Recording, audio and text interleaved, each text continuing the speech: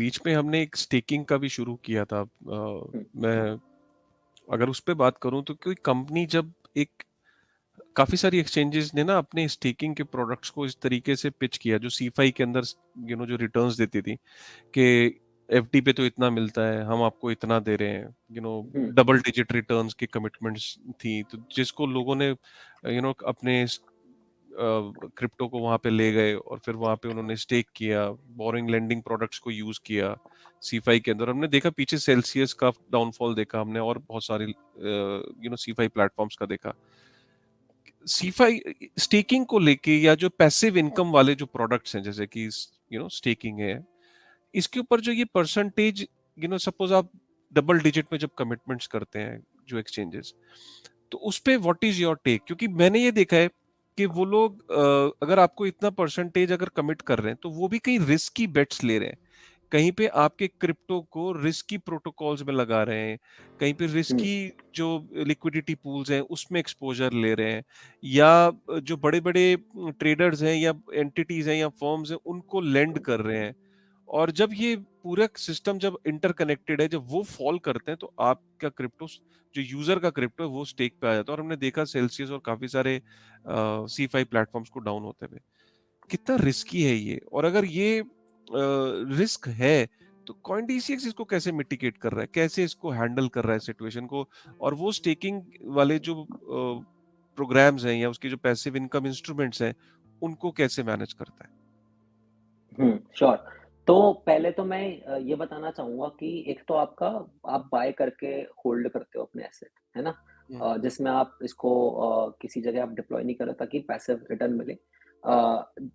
जो लोग होल्ड करना चाहते हैं, जिनको ये सब नहीं करना, वो अपना जो क्रिप्टो है, वो अपने कोल्ड वॉलेट में, लेजर में, वो सब कर सकते हैं, ठीक है? बट कई बार क्या होता है, there is a some set of user जिनको लेट्स से उनको होल्ड करना है और उनको इथेरियम में आपको स्टेकिंग रिवॉर्ड्स चाहिए, ठीक है? बट जो प्रोसेस होती है कि आपको स्टेकिंग रिवॉर्ड्स चाहिए, वो बहुत कॉम्प्लेक्स होती है फॉर अ नॉर्मल यूज़र। तो हम लोग क्या करते हैं, हम उसको सिम्प्लीफाई करते हैं by being building the bridge. और स्टेकिंग क्या होता है ना, स्टेकिंग ब्लॉकचेन पे होती है। तो आप किसी एक चीज़ ध्यान रखना चाहिए कि अगर कोई कंपनी काउंटर पार्टी रिस्क लेती है, मतलब मैंने अपना कस्टमर ने मुझे ₹1000 दिया और वो हम्म, 1000 मैंने किसी थर्ड पार्टी को दे दिया कि आप रख लो और ₹1000 मुझे 5% देते रहना, है ना? हम्म, तो वो हम्म, काउंटर पार्टी रिस्क वो नहीं करना चाहिए, ठीक है? हम्म, अ, है ना? वो नहीं करना चाहिए। दूसरा जो पहले हम करते थे, जब मार्जिन प्रोडक्ट था, तो मार्जिन जब प्रोडक्ट था ना, तो वहाँ पे आपको प्लेटफ़ॉर्म के अंदर तो अगर कस्टमर कुछ लेवरेज कर रहा है, तो प्लेटफ़ॉर्म के अंदर ऐसे तो that was a safe because आप किसी और थर्ड पार्टी को आप लेंड नहीं कर रहे हो। इट इज़ ऑल हम्म, और विथड्रॉल वगैरह आप नहीं कर सकते जबकि पोज़ीशन चल रही है। So that is hmm, why the returns were relatively higher when the margin product was live. उसके बाद मार्जिन प्रोडक्ट जब टीडीएस आया तो बंद हो गया या कम हो गया, बहुत कम होने लग गया है। तो रिटर्न्स भी कम हो गए। आप अगर हम्म, देखोगे ना तो रिटर्न्स भी बहुत कम हो गए हैं और रिटर्न्स ऐसे हैं जो कि ब्लॉकचेन पे स्टेकिंग सर्विस प्रोवाइडर्स होते हैं बहुत सारे, फिगमेंट हो गया, ब्लॉकडेमन हो गया, आप उनके साथ directly, so this is happening on blockchain which is hmm, quite safer option, right? But इसमें आपको कभी अगर ऐसा मिले कि कोई चीज है जो 15% 20% दे रही है, वहां पे थोड़ा कान खड़े हो जाने की, अच्छा 15% आ कहाँ से रहा है?